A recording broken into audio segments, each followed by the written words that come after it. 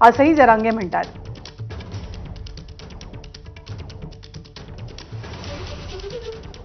लोकसभांच्या निकालानंतर मनोज जरांगे यांची नेमकी काय प्रतिक्रिया आहे हे आपण जाणून घेणार आहोत। आपण आहोत अंतरवली सराटी या गावामध्ये।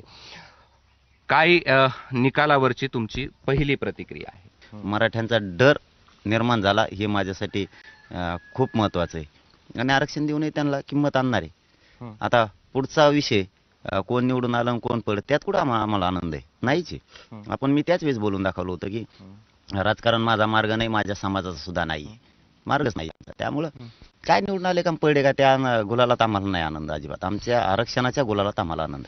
काल एक उमेदवार तुम्हाला भेटायला आले बजरंग सोनवणे, त्यांनी तुमचे आभार देखील मानले, सगळेच त्यांचा सत्कार केला, सगळेच फोन आले तर सगळेच भेटायला येतील। अंतरवाली इथं नाही म्हणता येत नाही मला कोणालाच, सगळ्याच पक्षाचे आले होते, मागही आले। इथं कसं मला काय नाही म्हणता येत, आल्याच्या नंतर शुभेच्छा देणं कर्तव्य ते दिल्या।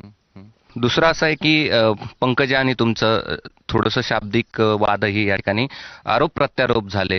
रावसाहेब दानवे आणि तुमचेही तुम्ही व्यासपीठावरनं अनेक ठिकाणी त्यांचं नाव न घेता त्यांच्यावरती आरोप केलेले होते। या सगळ्यांचा फटका या दोन्ही उमेदवाराला बसला? नाही नाही, मी तसं म्हणणारच नाही ना। मी राजकारणातच नाहीये, मी कोणाला पाडा म्हणलोच नाही, माझा समाजही राजकारणात नाही। आम्ही कोणाला पाडा नाही म्हणलो, आम्ही काय सांगितलं फक्त कोणाला पाडा कोणाला निवडून आणा, पण ह्या वेळेस असं पाडा की मराठ्यांची भीती वाटली पाहिजे मताची। समाजाने ठरवलं, त्यांच्या खांद्यावर जबाबदारी होती। लोकसभेच्या निकालानंतर महाराष्ट्रातलं काय चित्र असेल आणि तुमची आताची भूमिका नेमकी काय? माझ्या नादी लागू नका। तुम्हाला आणखीन बी सांगतो, तुम्ही गोडी गुलाबीनं तुमचं काम करा। जर तुम्ही हे नाही दिलं मग मात्र मी 288 उमेदवार महाराष्ट्रात सगळ्या जाती धर्माचे उभा करणार, कार्यक्रमच लावणार, तुमचा सोडणारच नाही। मी गोरगरिबांना देणारं बनवणार। मग त्याच्यात सॉरी मराठा असेल, गोरगरीब, दलित असेल, मुस्लिम असेल, बाराबोलीतेदार असेल, त्यात धनगर असेल, लिंगायत समाज असेल, राजपूत असेल, आम्ही सगळ्याला सोबत घेऊन त्यांना देणारं बनवणार, म्हणजे बनवणार, गोरगरिबाला देणारं बनवणार, मागणारं बस झाला। सरकारला काय अल्टिमेटम देत आहे?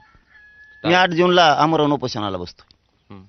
तुम्ही तातडीनं, तात्काळ आणि ते पण लगेच, तुमचं तात्काळ, ताबडतोब हे शब्द विचार 4-5 महिने चालत आहेत। तुम्ही तात्काळ निर्णय घ्या आणि हे देऊन टाका, आम्हाला गरज नाही।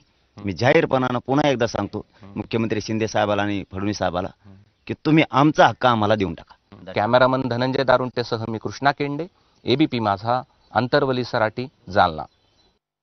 8 जूनपासून अंतरवली